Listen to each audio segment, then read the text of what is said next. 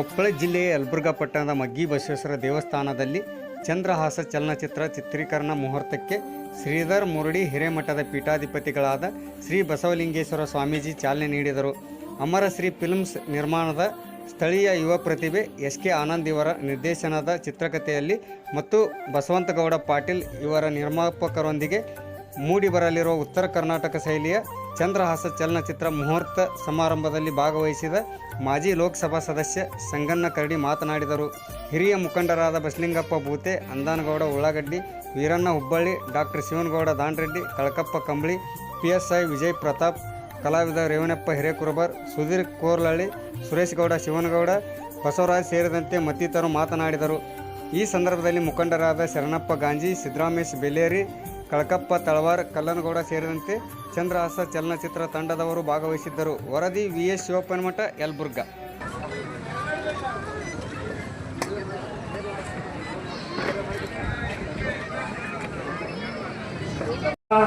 ಹೆಸರಾದಂಥ ಎಲ್ಲರೂ ಕೂಡಿ ಆಶೀರ್ವಾದ ಮಾಡೋಣ.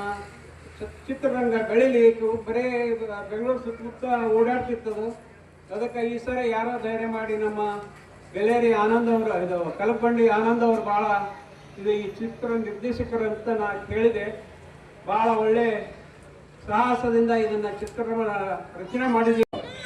ಅನೇಕ ಕಲಾವಿದರು ಯಲಬುರ್ಗಾ ತಾಲೂಕಿನೊಳಗ 18 ನಾಟಕ ಕಂಪನಿಗಳು ಇದ್ದುವಂಥ ಇತಿಹಾಸ. ಅದರಲ್ಲಿ ವಿಶೇಷವಾಗಿ ರೇಣುಕಾಯಲ್ಲಮ್ಮನ ಚಿತ್ರದಲ್ಲಿ ಕಾರ್ತಿರಾಜನ ಪಾತ್ರವನ್ನು ಮಾಡಿದಂಥ ಜಗನ್ನಾಥ ಪದಕಿಯವರು ಇದೇ ಭಾಗದ ಇದೇ ಪುಣ್ಯ ಭೂಮಿಯಲ್ಲಿ ಜನ್ಮವನ್ನು ತಾಳಿದವರು. ಡಿ ದುರ್ಗಾದಾಸರು ಇರ್ಬೋದು, ಎಲಿಹಳ್ಳಿ ಸಿದ್ದಯ್ಯನವರು ಇರ್ಬೋದು, ಈರಣ್ಣ ಮಂಗಳೂರವರು ಇರ್ಬೋದು, ಹಾಗೆ ರೈಮಾನಮ್ಮ ಕಲ್ಮನಿಯವರು ಇರ್ಬೋದು, ರೈಮಾನಮ್ಮ ಬಾಬಣ್ಣವರು ಇರ್ಬೋದು, ಹಾಗೆ ತೋಟಪ್ಪ ಕಿತ್ತೂರವರು ಇರ್ಬೋದು.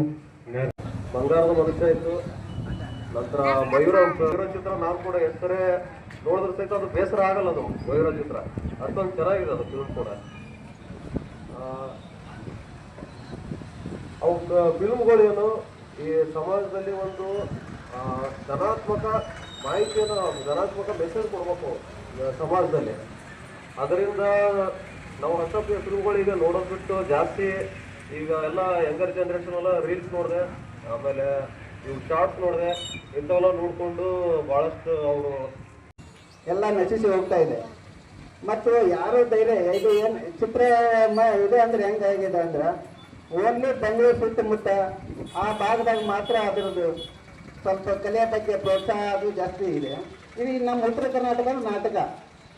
ಅಂತಹ ಸಂದರ್ಭದೊಳಗೆ ಇಂಥ ಒಂದು ಧೈರ್ಯ ಮಾಡಿ ಈ ನಮ್ಮ ಆನಂದ್ ಕಲಬಂಡಿಯವರು ಮಾಡಿದ್ದು ಬಹಳ ಒಂದು ಶ್ಲಾಘನೀಯ. ಮತ್ತು ಅವರಿಗೆ ನಾವೆಲ್ಲ ಈ ಉತ್ತರ ಕರ್ನಾಟಕದ ಜನತೆ ಬಹಳ ಸಪೋರ್ಟ್ ಕೊಡಬೇಕಾಗತ್ತೆ. ಯಾಕಂದ್ರೆ ಇವತ್ತು ನಿರ್ದೇಶನ ನಮ್ಮೂರಾಗ ಆಗಲಿ, ನಮ್ಮೂರಾಗ ಎಲ್ಲ ಹಿರಿಯರು ಇವತ್ತು ಅದಕ್ಕೆ ಚಾಲನೆ ಕೊಡ್ಲಿ ಅಂತೇಳಿ ಇವತ್ತೇನು ನಿರ್ಧಾರ ತಗೊಂಡಾರ, ಅದಕ್ಕೆ ನಾನು ಮೊಟ್ಟ ಮೊದಲಾಗಿ ಅವ್ರಿಗೆ ಅಭಿನಂದನೆ ಹೇಳ್ತೀನಿ. ಯಾಕಂತಂದ್ರೆ ಇವತ್ತು ಸಿನಿಮಾ ಅಂತಂದ್ರೆ ಬೆಂಗಳೂರು, ಹುಬ್ಬಳ್ಳಿ ಇಲ್ಲಿ ಬಂದು ನಾವು ಯಾವಾಗ ಟಿವಿ ನೋಡ್ಬೇಕು, ಇಲ್ಲಿ ಸಿನಿಮಾ ಟಾಕೀಸ್ ನೋಡ್ಬೇಕು. ಆದ್ರೆ ಅದಕ್ಕೆ ಚಾಲನೆ ಮಾತ್ರ ಇಲ್ಲೇ ಇಲ್ಲ. ಈಗ ಒಂದು 15 ವರ್ಷದಿಂದ ಭೀಮಾಂಬಿಕೆ ಪಿಕ್ಚರ್ ಇವತ್ತು